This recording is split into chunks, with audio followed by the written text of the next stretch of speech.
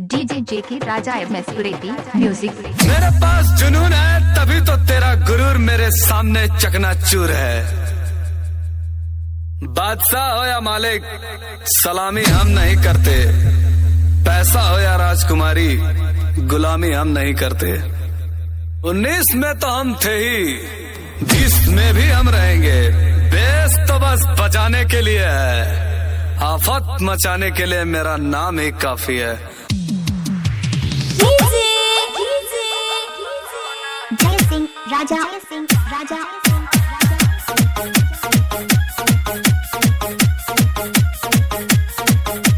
जेके राजा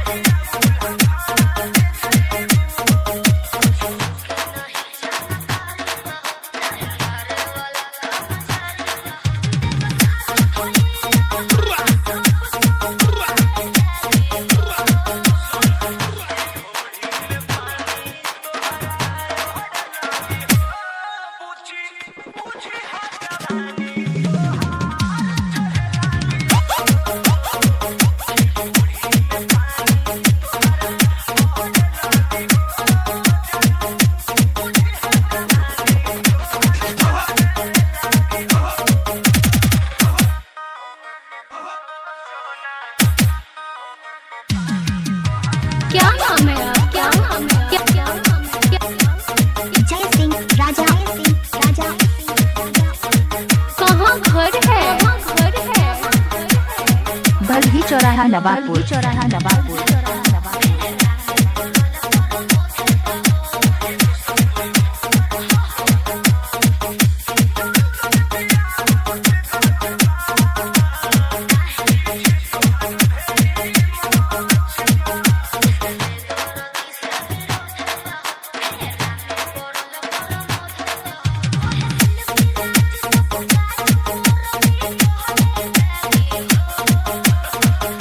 जेके राजा एमएसपुरेती।